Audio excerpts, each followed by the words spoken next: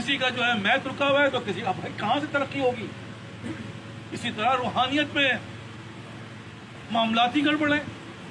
بڑے سے بڑا شہید ہے، بڑے سے بڑا عابد ہے، بڑے سے بڑا عالم ہے، جنت میں نہیں جائے گا جب تک یہ دنیاوی معاملات اس کے کلیئر نہیں ہوں.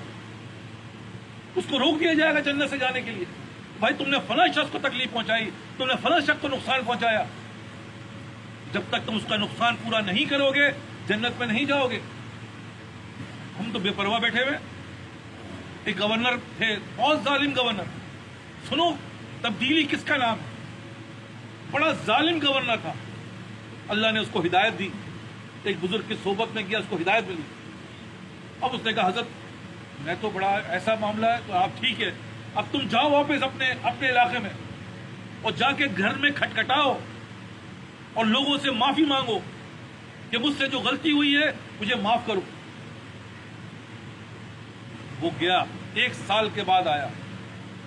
حضرت کھٹکھٹا کے میں سب کا آ گیا، سب نے مجھے معاف کر دی.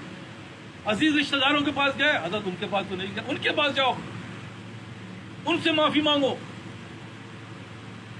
جا کے اس سے معافی مانگا. اپنے معاملات جس کے معاملات ہیں اس کو جا کے واپس کرو. بھائی یہ کرنا. اور ہم اور آپ سمجھ رہے کھا گئے تو کیا ہوا یار،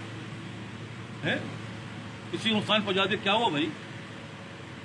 بھائی ایسا نہیں ہے، پھنس جاؤ گے. دیکھو پھنس جاؤ. اس وقت آسان ہے، بہت آسان ہے. ورنہ ایک نیکی، 1 دینار کے عوض پتہ نہیں کتنی نیکیاں تمہاری چلی جائیں. نبی صلی اللہ علیہ وسلم نے پوچھا بھائی تمہیں پتہ ہے مفلس کون ہے؟ کیا سب اس وقت کھانے کو نہیں ہے، رہنے کو نہیں ہے؟ کہ نہیں یہ مفلس نہیں ہے. مفلس تو قیامت کے دن مال کے انبار ہوں گے، نیکیاں اتنی بھری پڑی ہوں گی اس کی، لیکن اس کا حساب کتاب لینے دینے والے اتنے ہوں گے کہ اس کی نیکیاں دینا شروع کر دے. تو وہاں تو سکہ نیکی کا ہے، وہ نیکیاں جا رہی ہیں. وہ پہاڑ جو ہے وہ ذرے میں تبدیل ہو گیا. یا اللہ یہ تو ختم ہو گیا، لیکن ابھی تک دوسروں کے حق تو باقی ہے. اب ایسا کرو، دوسروں کے مال نہیں ہے تو اس کے گناہ اس پہ لا دو. اس پہ گناہ لا دے گئے اور پھر وہ پہاڑ بن گیا گناہ. تو لے کے گئے تھے نیکیاں اور اللہ مان پھر چلے گئے جہنم میں. کیوں؟ کیونکہ ہم نے یہ معاملات کو کلیئر نہیں کیا. کچھ نہیں ہوتا، کچھ نہیں ہوتا. یہ سوچ کو بدلو.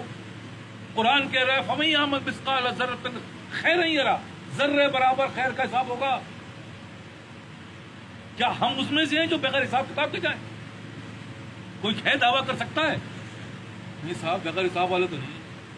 ارے حساب ہو جائے یہی بڑی بات ہے، ورنہ بغیر حساب کتاب کی ڈال دو معاملہ کلیئر ہے بھائی، کچھ ہے ہی نہیں، ہر چیز تو الٹا کیا. اس لیے یہ باتیں سیکھ رہا ہوں، چلا رہا ہوں کہ بھائی حساب کتاب کر لو.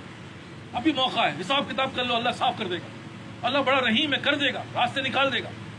لیکن تم ارادہ تو کرو، تم اس بات کے بارے میں معلوم تو کرو، تم اس بات کے بارے میں فکر تو کرو